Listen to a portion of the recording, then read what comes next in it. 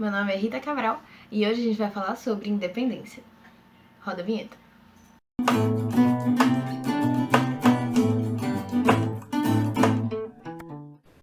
No vídeo de hoje eu quero conversar com vocês um pouquinho sobre independência.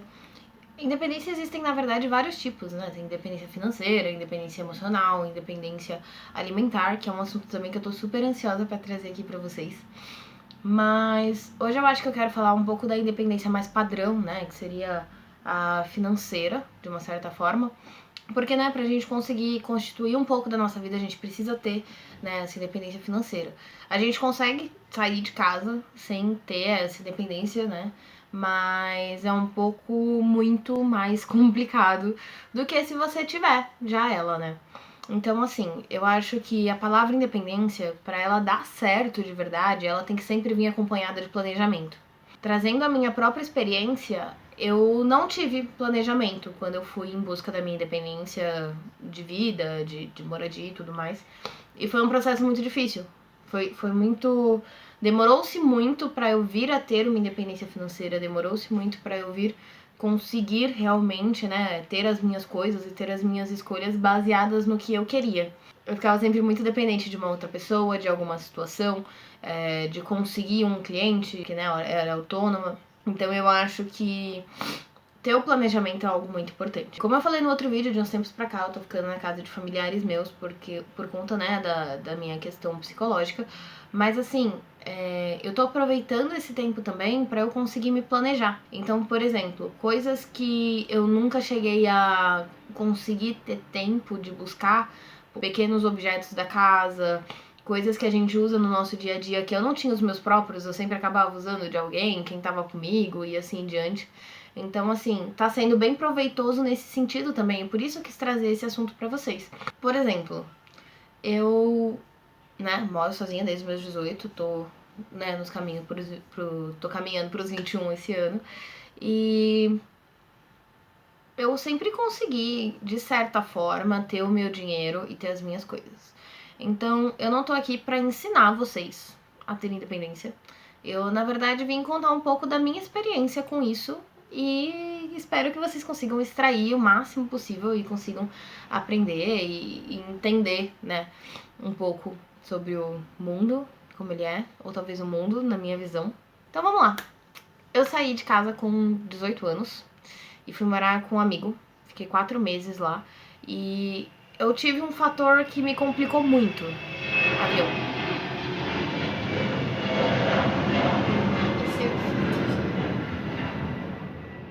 Eu tive um fator que me complicou muito. O que acontecia? Eu saí de casa em fevereiro. 8 de fevereiro de 2020. E todos nós bem sabemos o que aconteceu em março. E isso é algo que obviamente não estava nos meus planos. Então, toda a questão da minha faculdade, toda a questão, né, do meu trabalho, eu tava trabalhando vendendo trufas, eu tava trabalhando tocando violão, né, na rua, no metrô e assim vai. E tudo isso foi cortado de mim. Então eu fiquei completamente sem renda. Aí entrou, né, o auxílio emergencial e foi com ele que eu me mantive durante um bom período.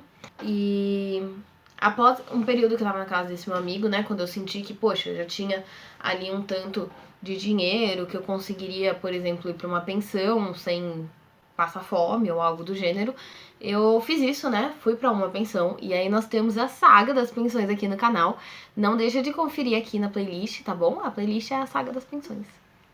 E fui pra essa pensão e foi períodos e experiências super ótimos e super gostosos. Tirando ali o finalzinho, né, que deu aquela intriga, aquele problema, mas a gente guarda muito a parte boa, né, eu aprendi muito, conheci pessoas muito ótimas também, tive muito proveito de toda essa experiência. Pensando nesse sentido, pensando nesse caminho, né, de ter ido para uma pensão, ali eu já tinha muito mais a minha independência, só que o meu principal, minha principal renda ainda era o auxílio. Então, meio que não era um dinheiro que eu estava fazendo. Então, eu muito aos poucos fui voltando a fazer unha, só que tinha toda a questão da Covid, e aí eu não tava com o meu esterilizador, né, pra poder esterilizar ali o alicate e tudo mais. O resto era tudo descartável, mas o alicate não tem como. E foi assim, um processo muito complicado essa época. E dali eu consegui o trabalho de babá, né? Porque nessa época já era mais ou menos junho de 2020 e muitas pessoas estavam tendo que voltar para os seus trabalhos. E então consegui o trampo de babá. Me mudei, fiquei, né, mais próxima do metrô para conseguir gerar um menos custo para mim e também para quem, né, tava no caso pagando a minha passagem. Nessa outra pensão já foi uma realidade diferente. Na primeira pensão que eu morei tinha tudo. Você precisava ter as suas roupas, né, obviamente, a sua comida, roupa de banho, roupa de cama. Era só o que você precisava. E os seus artigos de higiene pessoal e tudo mais. Já nessa segunda pensão, por exemplo, prato, você tinha que ter o seu.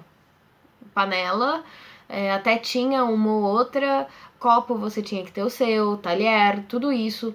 E isso foi um choque pra mim, porque eu não tava esperando isso, eu não tinha nada disso. E eu não tava pronta, né? Eu não tinha planejado pra comprar esse tipo de coisa, eu não tinha esse dinheiro. Então foi muito complicado essa transição. E depois disso eu fui, né, pra quem acompanhou lá pra Peruíbe. E lá eu tinha, assim, um gasto de vida mínimo. Eu comprava no máximo as coisinhas que eu queria. Eu gostava de eu comprar, né, tudo que era único, exclusivo meu. Então tudo que fosse relacionado apenas à minha pessoa era eu que comprava. De shampoo, absorvente e tudo mais, né, porque eu usava ainda absorvente. E comprar alguma besteira que eu queria comer. Esse tipo de coisa. Mas o meu gasto era muito pequeno e o meu ganho era muito pequeno também. Então, assim, era meio que uma via de mão dupla. E nessa época eu também tinha mais tempo para me dedicar, por exemplo, à minha faculdade, esse tipo de coisa. Voltando para São Paulo, tiveram pouquíssimos vídeos, porque eu voltei para São Paulo muito mal, muito doente psicologicamente. Dali, eu fiquei 6 meses na casa da minha família, muito, muito doente. E aí foi aonde eu fui sair de novo, né? Sair da casa ali. Foi a época que eu publiquei meu livro, o meu primeiro livro. Foi a época que eu participei, né, dos outros canais, que eu fiz live e tudo mais. Daquela casa que eu morei, que a gente gosta de chamar de Casa Amarela. Um beijo pra todo mundo que vive essa experiência comigo. Eu fui pra casa de um amigo meu, um amigo queridíssimo. E ali eu já consegui me estruturar melhor. Ali eu tive uma base muito melhor, né? Então eu consegui trabalhar na área que eu gostava, consegui trabalhar na questão dos meus livros, eu consegui fazer muitas coisas e tive muito apoio. Ali eu consegui realmente me estruturar. Ali eu me senti realmente uma pessoa que tomava decisões. Eu podia escolher, sabe? E ter essa sensação de eu posso escolher faz toda a diferença. Depois de tudo isso, eu tive novamente, né, uma recaída muito forte do meu psicológico. Voltei pra casa da minha família. E hoje eu me sinto melhor, apesar de não estar 100%. Isso que também, né, me deu esse up de querer voltar pro YouTube. E hoje em dia eu sinto que eu sou muito mais independente. Eu consigo investir nas coisas que eu quero investir. Eu consigo me manter, né, financeiramente e no quesito emocional até talvez. Eu consigo já ficar bem comigo, vou ter minhas crises, vou ter meus problemas, mas são coisas que eu já consigo lidar. Então, eu acho que eu tô no momento mais independente que eu já estive, mesmo estando na casa da minha família, porque eu sei que financeiramente eu tenho condições de estar sozinha, e eu sei que no quesito, como disse, emocional, eu já estou numa fase que eu conseguiria lidar. Então, estar aqui agora envolve outros fatores, não é só, né, o meu psicológico. Então eu acho que eu tô no momento mais independente que eu já tive. Então eu acho que o que eu mais quero trazer com esse vídeo, né, contando assim por cima a minha experiência desses últimos 2 anos para 3, né, é a questão de se planejar, se você tiver oportunidade.